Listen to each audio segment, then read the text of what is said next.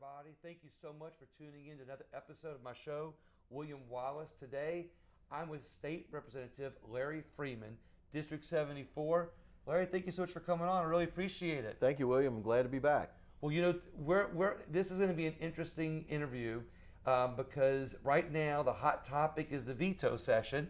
So we're going to be talking about the veto session, and I'm going to let Larry explain it a lot to you, but also some of his legislation that got vetoed, some other legislation that got vetoed that maybe he supported, and do it in a very positive way that the people will get really informed about what's about to happen in our state. Representative Frieman, tell me about it. Well, thank you very much. I'm glad to be here today and to talk about the veto override session. Well, first of all, let me tell the people that in the history of our state, we've never had a veto override session. So this would be historic if it actually happens. So this would be the first time we've ever had a veto session in Louisiana. That is correct. Now, there have been a veto override of a bill about 30 years ago, but that occurred while the legislature was still in session. Never have we had to go back into session, which is called the veto override session. That has never happened. So this will be a historic event if it occurs. The way it's going to occur and how this is set up, every year that we're in session, on the 40th day after the sine die, which is the last day of session, right, there is a veto override session that's automatically scheduled. And the legislators each get a letter from the clerk's office of the House or the Senate asking us whether we're in favor of an override session. If you are in favor of the override session, you don't send the letter back in. If you do not want an override session, you sign the letter and send it back. So if they don't have 53 people not sending it in, gotcha, then it's automatically cancels. Right. So they cancel it. So again, it's automatically set, but we have to cancel it. So at this point, all indications are from both the House and the Senate that we will have a majority of the House, which is 53, and a majority of the Senate, which is 20, that will agree to go into an override session. So just out of curiosity, so basically when you get these letters with the last day of session, you said? No, not on the last day. We haven't gotten ours yet. Okay. I expect to get it probably next week. Okay. It'll be after the last day of the governor has to veto a bill. Okay. So then the letter goes out. Okay. So basically, there would be some people that are holding on to their letters until the last minute, or if you rely on the post office. Right. Well, we can email them back in to the clerk. Right. So you don't have to mail them back. You can email them or fax them in. Okay. And nobody knows the count. At least I have never known the count until after the count has been, after the time of tournament has happened. So we get feedback, a full tally of who wanted a session and who did not want a session, but that was after the final tally is in. Interesting. I just thought of this other question would be, in years past, has anybody not turned their letter in, of course indicating that they want a veto session? Me. Oh, you have? I have never asked to not have a session on any session and not have a veto override session. I've never turned my letter in. I wanted a veto override session each and every time we've had a session. Of course, I'm always in the minority. Right. We never had a majority of people yet that had wanted it. But this, I think, will be the first time.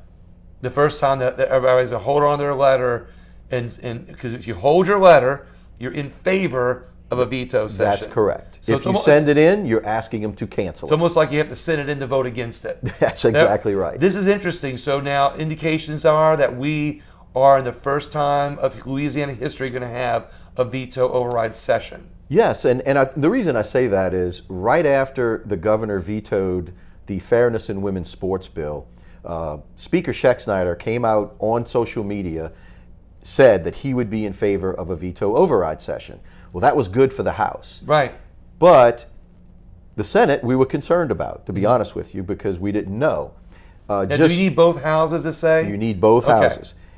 This week itself, President Cortez has now come out publicly saying he's in favor of a veto override session. So now we really feel good that the Senate is going to be with us, Right. and we will have enough votes in both the House and the Senate to go into this override session. You know, what I like about this is that it's not only a way for, and I don't want to just say just for Republicans to flex their muscles, or conservatives, or whoever was for the bills that got vetoed, but I believe it's a way for all parties to show their strength, because if both sides are in favor of a veto session, both sides get to say, hey, our voices matter. Well, and I agree. And really what I like to look at it is that the legislative branch is flexing its muscles and its Right. ability to override the executive branch's veto, regardless of party. Yeah, regardless of party. So it is the legislators who are having that ability to exercise their power granted to them by the Right. legislature to then override the governor. So I don't look at it as a party issue. Yeah, I look agree at it with as a you. branch of government issue. I like that, because I guess it's a branch of government. This is showing, you know, I'm always hearing from the Democrats and the Republicans on how everybody likes to try to work together and come together, and this could be one of those opportunities to really work together to really have a second chance at some of the most meaningful legislation I think our state has looked at. Well, some of these bills that are going to be looked at for a veto override vote were bipartisanly passed with over 70 votes. And to get over 70, you had to have some Democrats Right. join with Republicans, and the same in the Senate. So they will have the opportunity, both parties will have the opportunity to reaffirm their votes. Right. And that's really the key. Yes. If you voted for it the first time, why wouldn't you vote for it the second Exactly. time? You're just reaffirming your vote. Why would you change your vote? Because if you choose not to override, then you're changing your vote that you cast in favor of it. That's a great point. That's a great point. So if you voted for something and you don't vote for the veto session, you're basically saying, I can't stand behind my vote. Exactly. That's really the key. So what are the hot ones that are going to be that the veto session you think really is I guess are the hot ones? Well, the number one bill that I think is the catalyst, the rallying cry for the veto override session, was the Fairness in Women's Sports bill, which was Senator Mizell's bill. That was going to prevent biological males from competing against biological females in sports from K through 12 and into college. That was a tremendously important bill to protect the integrity of women's sports going Right. forward forward and into the future. It passed bipartisanly with over 70 votes in the House and more than 2/3 in the Senate, and then ultimately it was vetoed by the governor. That bill alone is the rallying cry, that catalyst that has really kick-started Right. our ability to come back into a veto override session. The second one, I think that's also... Because what I like about that, it's not protecting ideologies, it's protecting women. It is all about women. Yeah. And for the governor to veto that bill, I mean, it makes no sense. I mean, I know he's got to have a daughter, a sister, a mother, a somebody Yeah. that you'd have to worry about, because it is really the protection of women's sports, and it's protecting women who fought so hard to get Title IX, to get equality in sports, and now you're vetoing a bill that would preserve that going forward. Doesn't make sense to me, and I think that's why we're going to go back in and hopefully override that veto. All right. Now, the second bill Second one, you yeah. asked about was the constitutional carry bill. Right. I think you and I had talked about that in an interview before. Correct. It's where the citizens of Louisiana who are law-abiding and have the ability to own and carry a gun would be able to carry a gun concealed without a permit. You know, as we know today, we can open carry Right. without a permit, and that's you're 18 years and older can open carry in anywhere in the public. There are some exceptions, Right, but exactly. most Yeah, places exactly. without a permit. As soon as you put a jacket on or put the gun in a purse, it becomes concealed, and now you're basically breaking the law. Yeah. So this bill would have allowed us to do that without a permit. And again, that one passed with bipartisan support, with more than 2/3 votes in both houses, and the governor vetoed that. So I think those two bills are going to be very, very important bills that we're going to look at for the override. But all bills that have been vetoed are going to be fair game to override. So, you can bring up any bill that has been vetoed and ask for a veto override vote, as I understand it. Okay. So, as you understand it, any bill that's been vetoed during this session can be brought up in the veto session. That is my opinion. Okay. And let me tell you why I say it that way. We've been looking in that. We've been looking at that possibility, and we've inquired. Some members of the House have inquired from the clerk of the House, and asking her whether we can look at any bill that's been vetoed, no matter when it was if it was vetoed while we're in session or after we're in session. Preliminarily, we've been told that the clerk believes that only bills that were vetoed after we were out of session can be looked at in the veto override session. Well, I disagree with that. And the reason I disagree with that is because I don't see that written in the Constitution. Okay. In fact, the Constitution is silent as to what bills you can look at, either before session ends or after session ends. So it's my belief that if it's not written in the Constitution that you cannot do it, then you defer to that you can. Yeah. And we are going to veto take that override position. session should be All bills are vetoed. That is correct. Because does silence, now you're an attorney, right? Correct. Does silence create a law? Well, so if the Constitution is silent, does it mean that it created a law that you can't? I don't believe, I believe that if the Constitution is silent, you don't infer that you can't. You actually defer to that you can. Right. So I believe we should be able to. I think we're going to make sure that we are able to, and if anybody says we can't, we're going to challenge that ruling. Right, because there's a few other bills that got vetoed that you'd like to see in this veto session. Oh yeah, actually there's a couple, and I'll tell you about it. One of them was Representative Miguez's bill. He had a great bill that prevented outside money being used in our elections. If y'all remember from the presidential election, and we're trying to preserve our elections. Jeff Bezos was giving out all of this money to all of these counties and parishes and different things around the different states. And we said, this bill says you can't accept that money. We don't want any outside influences to in any way affect our elections in Louisiana. Great bill. We passed it and the governor vetoed it. Now, does that mean that a person running for office cannot accept the outside money? No, it's money that was being given in grants to election, to like clerks of court, election, clerks of court, those kind of folks to run the election, to handle, to put on the election.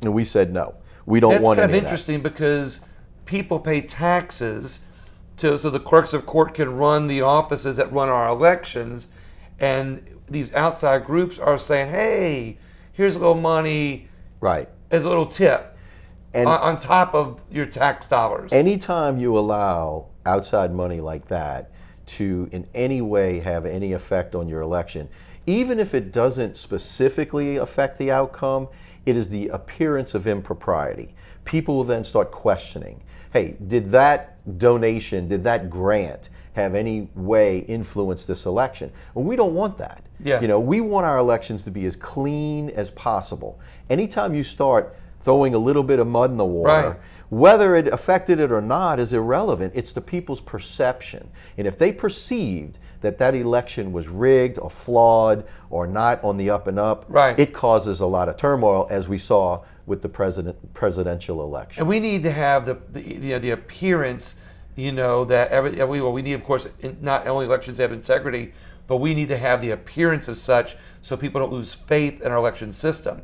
But like to your point, what you said too is, when somebody outside group gives a clerk of court money, maybe there's no influence at all whatsoever to the election results, but the next time that outside group wants to pick up the phone and call that clerk of court because his cousin, sister's brother-in-law, whoever was running for office, and says, hey, can we get some new voting machines in there or whatever, he's going to have the ear of that person because that person sent the check. Yeah, or any of those scenarios could play out. It's really the question of keeping our elections crystal clean and crystal clear and no outside influences and not have the appearance of having an outside So that influence. bill was vetoed. It was vetoed, and we believe that that is a bill that we should be able to try to override in this session.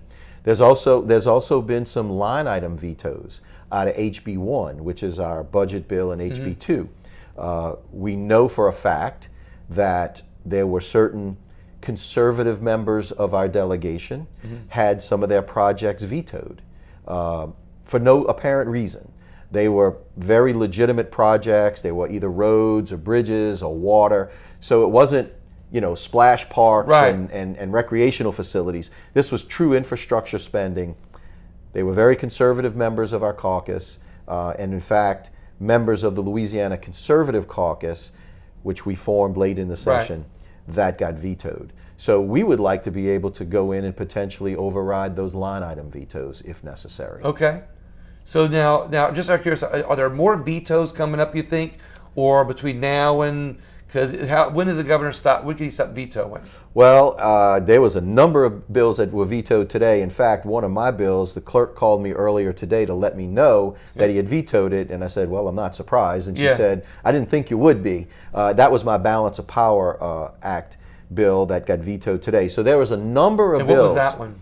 Well, the Balance of Powers Act was to balance the powers between the legislative and the executive branch during an emergency pandemic. Okay.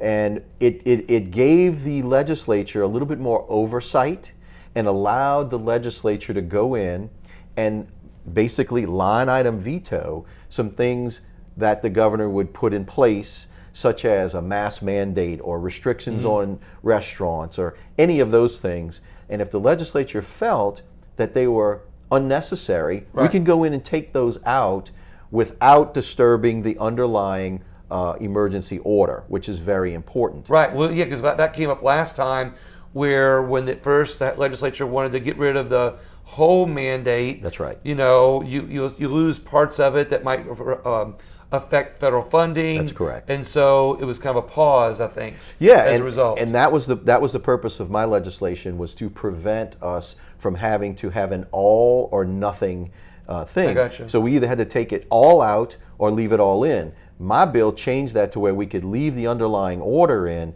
and take out any subparts. And so I compromised with the Senate on that. The Senate wanted to have both chambers having to agree, which I did amend my bill to do that, and it passed, and the governor just vetoed it today. And I want to point out too, not getting too deep into the weeds here, but when you talk about a bill like that, if that legislation would have passed, what would be the vote that would have to override or take those line items out? Would it be 2/3 majority? No. What would it be? It would be a majority of both the House and the Senate would then sign a petition removing those out. And they automatically come out as a matter of law. Once that petition is signed and delivered to the governor, those are automatically removed. Okay. So it's not just like it would be a simple vote. It's something that both the House and the Senate would have to agree on. That is correct. So it actually does create, sure, it takes a little power away, but it also puts it in two houses, so it's more of a joint effort instead of just one person, and that's correct. And the way the current law is that either chamber could do it, sign the petition, which we did, right? And of course it's still in litigation, but this changes it to both chambers have to do it, and it has to be a majority of both the House and the Senate signing the petition. So it did create a little bit bigger burden for us to have more people involved, but it still gives us that opportunity to do this, which I think is so important. And I talked about this. If you don't learn from history, you're going to repeat it again. Absolutely right. And we learned from this pandemic what the governor did well, and some of the things I think he did not so well. And to his credit, we'll say this is the first time we've ever been faced with it. And, Absolutely. And so this is just something. And this governor, this is his last term. That's right. This is going to affect future governors. Well, in fact, I'm glad you mentioned that. To make sure, because I said this is not about Governor Edwards. Right. And if I was going to walk the walk, I was going to talk the talk as well. I made the effective date after his administration is over. Oh, okay. So if he signed it, Yeah. it would not affect him at all. It was only going to affect the next governor and future governors. Okay. So I even tried to do that to entice the governor to sign it, Right. but he vetoed it. This is interesting because, like you said, you didn't do it was not anything towards this governor. It was not. It's just trying to create more of a balance of power in our state. That's correct. Which equals a playing field, not just, but the good thing about this that I like about it is that this basically takes power away from fewer politicians.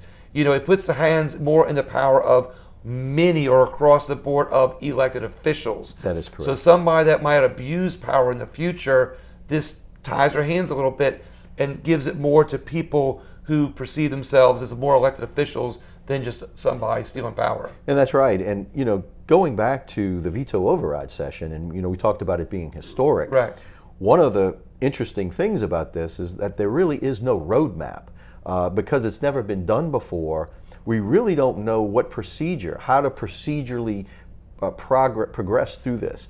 We do believe right now that the only thing I know is that if the bill originated in the Senate will have to take the first override vote. If it originated in the House takes the first override vote. But all the rest of the stuff in between, Right. I have no idea how it's going to work. It's interesting because are they going to have to create like additional or a separate legislation for each bill? Because like I know when they create a bill, they read it into the House, Right. then it goes to committee. Right. Is it going to follow a similar path, or one day you're going to go up there and just debate it and say, "Here's the vote"? Good question. I don't know. That is a good question. I don't likely It's see never been it done before. Exactly. Yeah. I don't likely see it going to any committees or anything.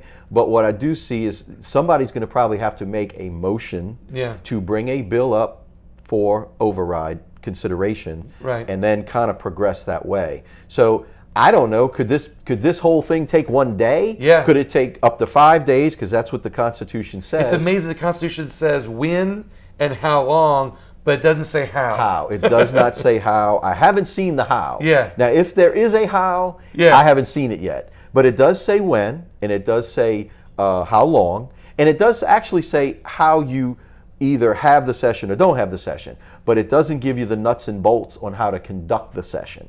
That's what's missing. So the method, I guess, what I would see is that there's going back to silence. The Constitution's silent on this. It's almost like just the KISS method. Keep it simple, stupid. That's right. Hey, we're gonna have a veto session.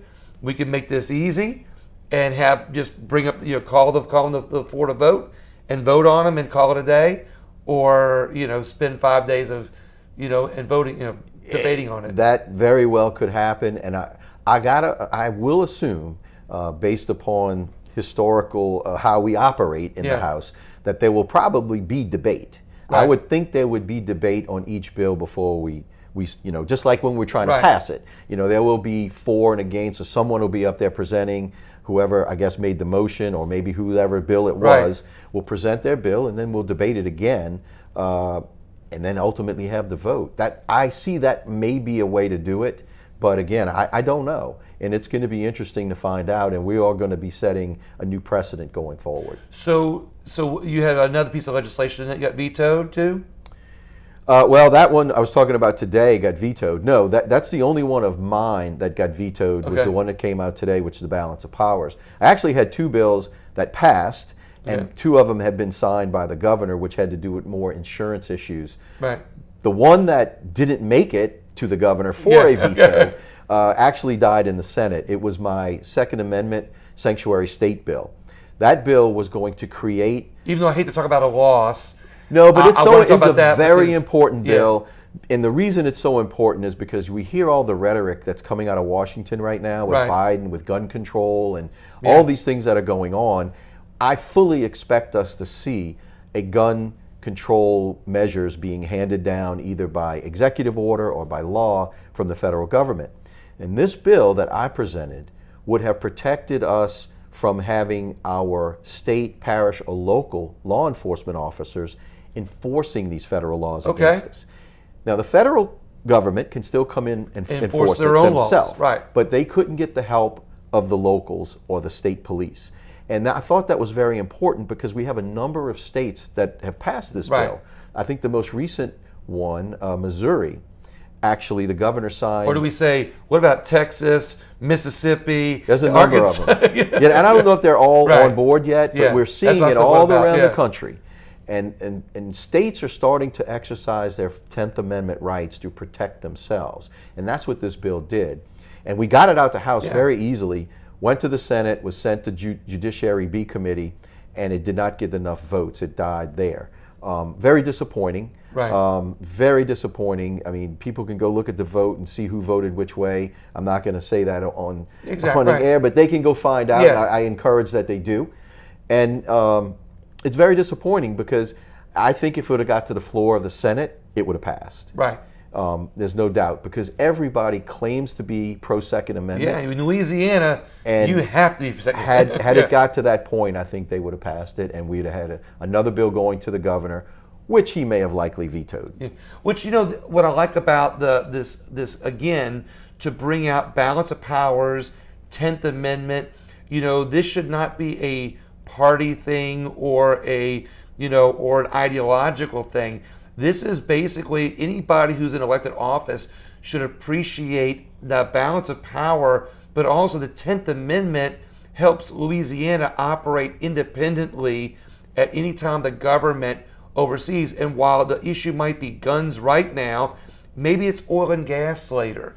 Maybe it's our wetlands. Maybe it's whatever issue that if we don't stand up for our 10th Amendment right on this issue, it only means that the government could say, hey, they're not sticking up for their 10th Amendment right in future issues. They can get away with more things. Well, and that's exactly right. And, I was really hoping my sanctuary bill would have been bipartisan. Right. And unfortunately, it really wasn't.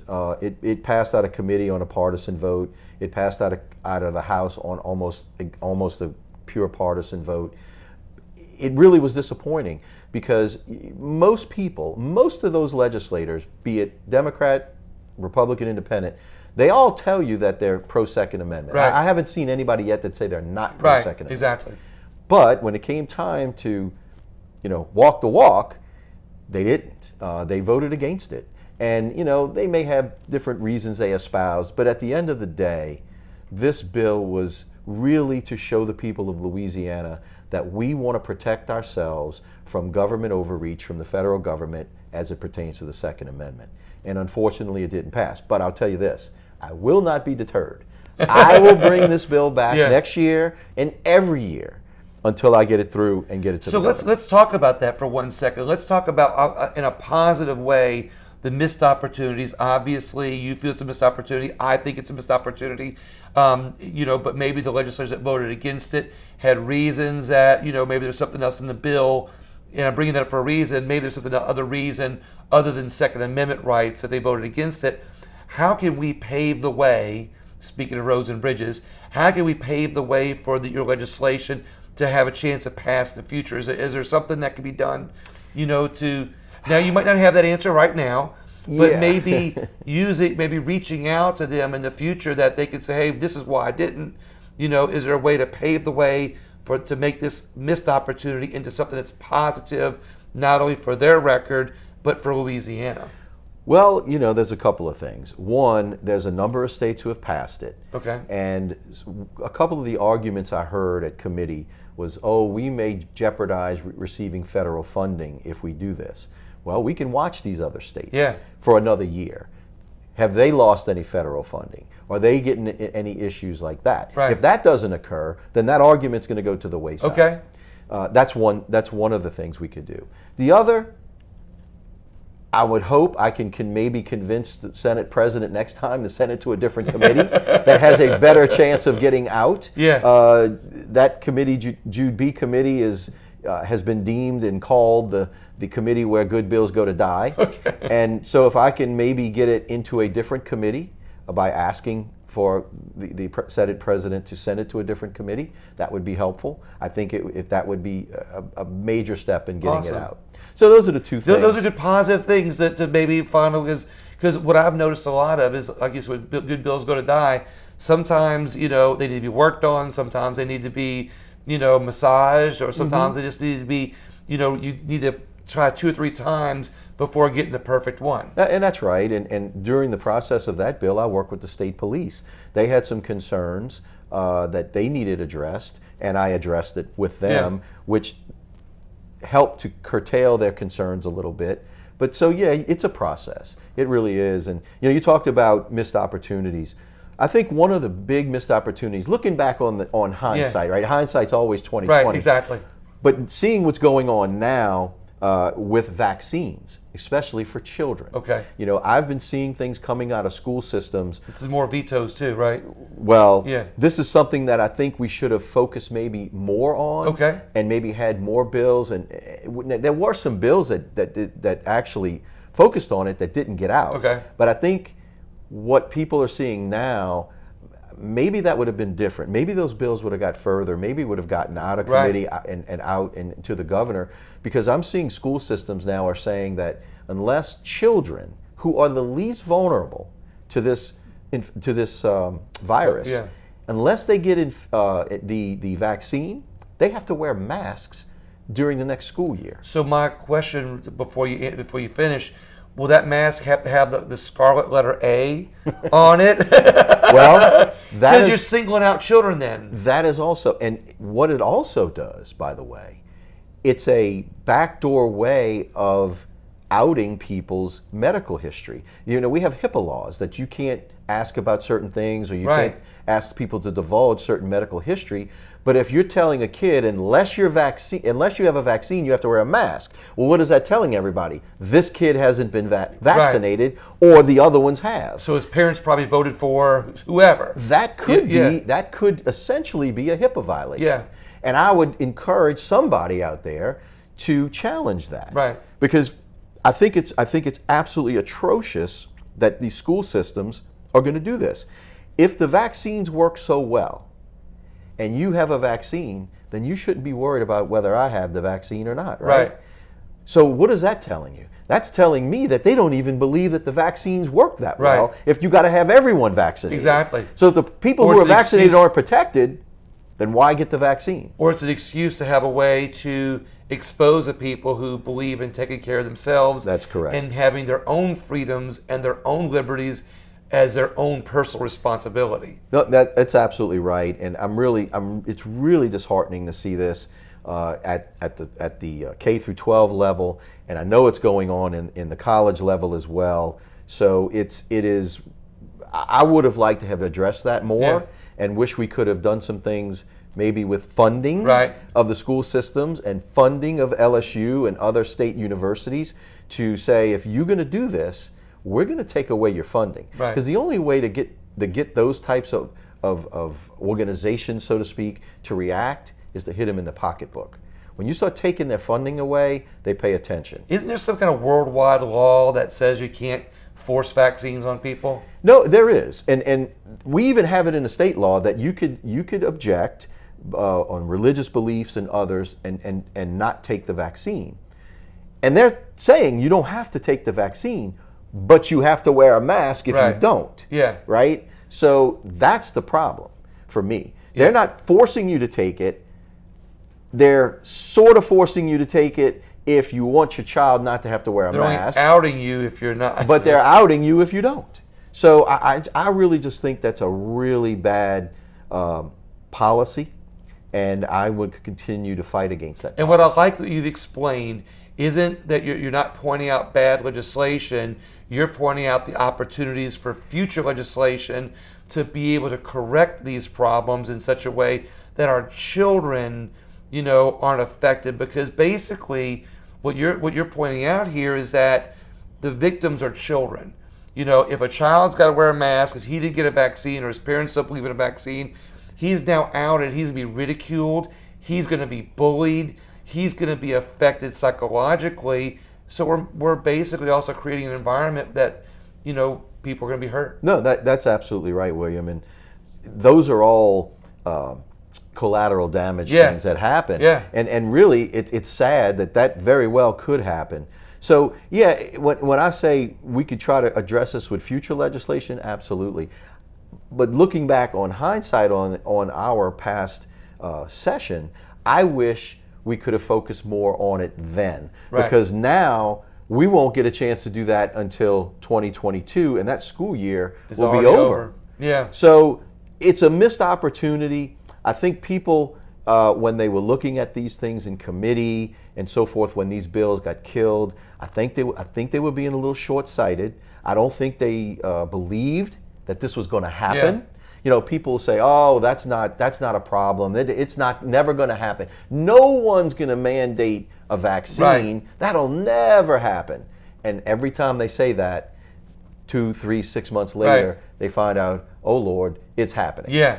And yet, of course, at the beginning of session, when all these bills were getting killed, you know, it wasn't even near the end of the school year. Right. And a lot of stuff didn't start coming out till near the end of the school year, which is only a month and a half later, but it worked out. That's right. And for example, I heard that the Superdome for Saints games are saying that unless you have the vaccine, you have to wear a mask. So what does that mean? You have to bring your health records to the door when you go in the Saints game and show them your vaccine. Does the brown bag with the eyes cut out count? I don't know. I mean, how are they going to police this? Yeah. And to what, we're going to now just go to getting stamped with a big V on our forehead? Well, not only that, but it goes back to how do you prove it, whereas one of the legislation was not having the vaccine on your driver's license. Right. And so now do you say, oh, we'll just get the driver's license? Is it the way to sneak it in? Oh, yeah. You know, which is another thing. Because remember, when you scan your driver's license, that information can come out that you don't want. That's right. And it's just Big Brother. You know, too much government, too much government overreach, and Big Brother looking over your shoulder. I'm a small government guy. I don't believe the government should be involved that intimately in our lives. And they need to allow people to make their own personal choices. By giving the government control over our health care issues, we're giving them control over not only our health care, but our bodies. Well, and keep this in mind, William, the vaccine is not FDA approved. It is approved for experimental use and emergency use only. Mm-hmm. It has not been tested under the rigorous tests that all the other vaccines that we mandate for children to get for schools have been tested. This is an emergency use only, which means it's not been fully tested. And I don't blame anyone for not wanting to get that vaccine because no one knows what the long-term effects are. No one knows. And we hear stories about people dying or getting sick and things that happen to them after they're getting it. And look, just recently, myocarditis. Children are coming down with myocarditis from getting the vaccine. But we're telling children, you're going to get this vaccine or you have to wear a mask, and it's documented that these kids are getting myocarditis. So now, I want to get too far off of vetoes because some of these vaccine bills were vetoed. Or mainly died much in committee. Well, some died in committee, but are there still some up that were vetoed? There's a bill, and I don't know the status of it at the moment, but Representative Kathy Edmonds had a bill that dealt with some of this vaccine stuff and mandating of vaccines as long as it continues to be emergency use. If it gets tested and becomes a tested FDA-approved vaccine, then this law would go away.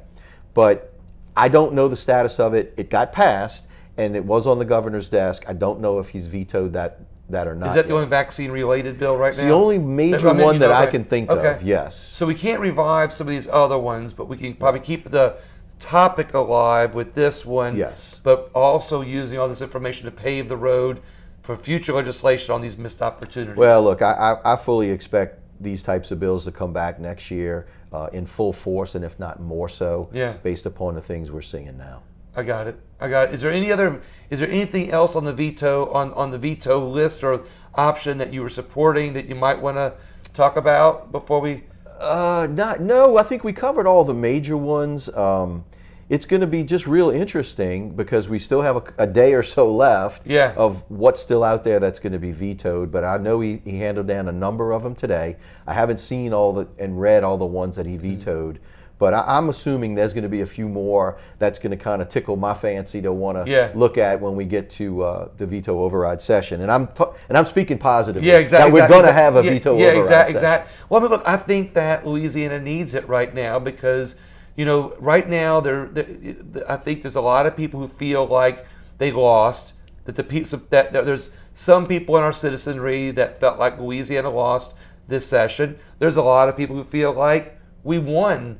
And I will say, I think that Louisiana won a lot of things. Oh, absolutely. In this, but I think that there might be some missed opportunities that maybe it doesn't get through, but maybe we need to have this veto session at the very least to have another discussion about some of this legislation to pave the road for future legislation. Oh yeah, and the thing about this veto override session, it's going to put legislators on record of their vote, which the voters will then be able to look at in the next election cycle. So I'm all for getting us on record. Let's all go on record. Let's vote. Let's cast our votes for a veto override on each and every bill, and let the voters, let the citizens be able to look at that and evaluate us as incumbents when we run again. Right. And that's I want that to happen. Awesome. I love it. Well, anything else to add for the veto session? What were the dates again if they have it? It will start, I believe, July 20th, and it runs for 5 days. So it would be July 20th through the 24th. Okay. It's, I think, a Tuesday through a Saturday. Again, we don't know whether it'll take all those days. It could be over in one or maybe more than that. But I am optimistic that we will be back in session for a veto override as of July 20th. Awesome. All right. Well, let's hope so. And if so, I want to watch it. And I think it's going to be fun. This would be a fun thing to watch. A first time in history, but also to really see some things that are going to change Louisiana. Absolutely. Again, the first time in history, it's going to be a lot of fun because we don't know how it's going to go, but we do have a number of bills that we will be bringing up should we get there, and everyone's going to have to then take a position. Hopefully all the ones have been vetoed, right? Absolutely. I want them all, some of them that pass with 53, 54 votes, you're not going to even worry about those. But the ones who pass, especially with the 2/3 and the big boys, the big bills, those are going to be brought up for sure. Awesome. Well, Representative, thank you very much. I appreciate your time. Everybody else, keep an eye on the veto session coming up. Spread the word. And look, if you're watching this on video, also you can share it. It'll be on podcast. Again, my podcast is William Wallis, WALLIS for America. Everybody have a great day. Let's look forward to that veto session.